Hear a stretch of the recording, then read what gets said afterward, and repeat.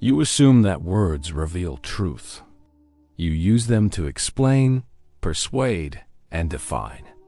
You believe that speech is the instrument of knowledge. Yet sometimes the more you speak, the less you seem to know. Al-Ghazali noticed the same contradiction. He said that words are not always bridges. Sometimes they are veils.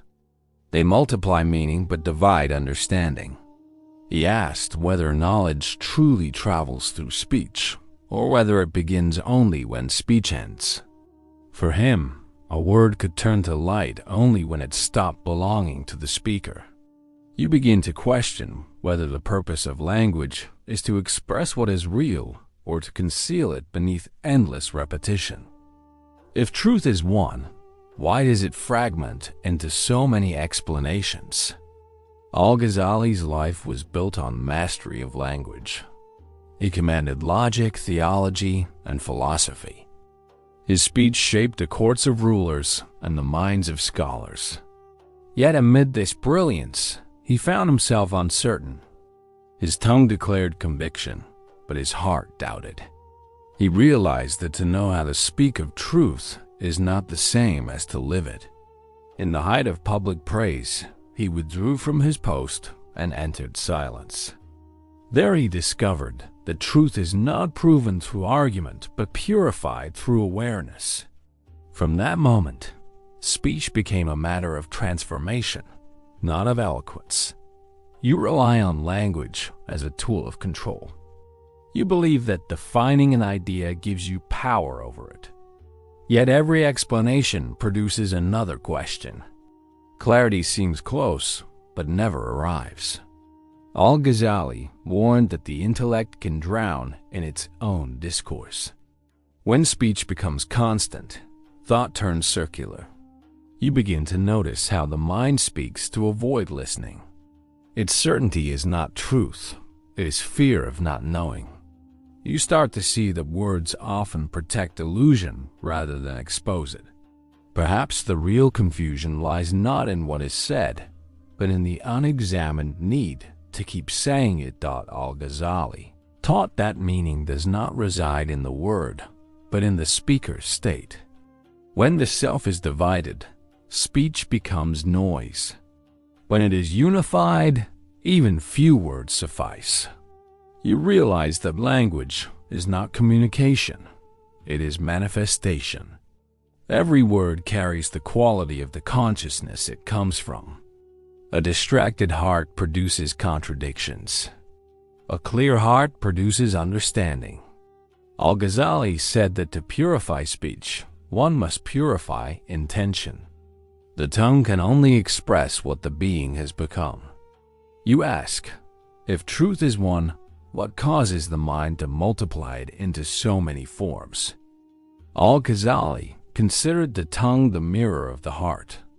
He warned that every word leaves an imprint on the soul. Speech is not harmless sound, it is moral action. His Ihya Ulumuddin advises that words must serve awareness, not ego. He describes silence not as withdrawal but as precision. To speak less is not weakness.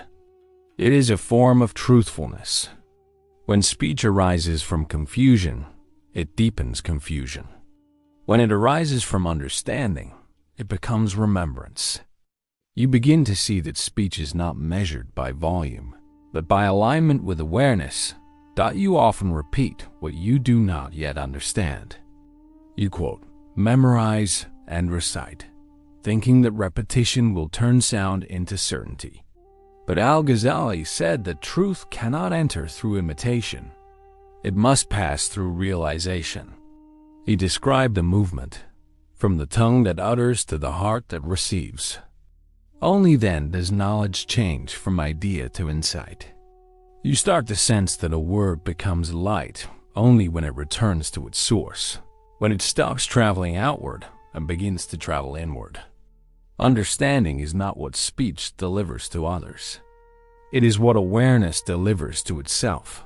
Reason loves to argue because it fears silence. Al-Ghazali saw this clearly. The intellect debates not to find truth, but to preserve its own authority. Every argument, even when correct, strengthens the self that must win. He turned away from proof and toward direct perception. He learned that understanding is not produced by conflict, but by surrender. You realize that the search for victory in discussion hides the deeper defeat of ignorance. When you stop defending what you think, you begin to observe what you are. Perhaps truth does not need your voice, only your consent to let it reveal itself. After his transformation, Al-Ghazali's speech changed. It no longer described, it testified. He no longer spoke about truth. Truth spoke through him. He said that the difference between talk and testimony is presence. When a word arises from remembrance, it carries no pride of authorship. It simply bears witness to what is real. You realize that such speech cannot be rehearsed or planned. It comes from a state of listening deeper than thought. Can the tongue guide anyone if it has not first learned to be guided? For Al-Ghazali, true knowledge is illumination, not because it glows, but because it clarifies. Illumination is not light in space, but transparency in being. When awareness becomes clear, thought becomes simple. There is no struggle between word and meaning. He said that this clarity cannot be produced by logic, only by purification. To know truth directly is to see through all intermediaries. When the self stops resisting, understanding flows without distortion. You begin to realize that knowledge does not expand by accumulation, but by subtraction, by removing what obstructs the obvious. Truth needs no defense when it is seen. Every attempt to define truth has already limited it. The final stage of Al-Ghazali's method was the disappearance of the one who seeks. When the speaker dissolves, speech becomes transparent. There is no longer the I who explains and the truth that is explained. There is only awareness observing itself. You begin to recognize that real understanding is not produced by expression, but by absence of distortion. Al-Ghazali called this the end of reasoning, the point where knowledge ceases to be possession. What remains is direct seeing.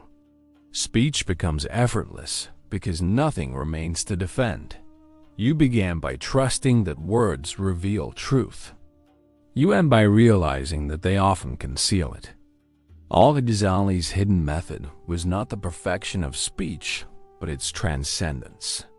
He used words to guide others beyond them, to the clarity that no sentence can hold. You see now that meaning does not live in expression, but in recognition. A word turns to light when it stops being a sound and becomes an understanding. To speak truth is to let it pass through you without distortion, without claim. The real does not require repetition. It requires realization. And once realization occurs, speech becomes quiet, not from silence, but from sufficiency. You return to the opening question. What turns a word into light? Not its sound, nor its eloquence, but its alignment with being. When the heart is clear, even a single word carries truth. When the heart is veiled, even eloquence confuses.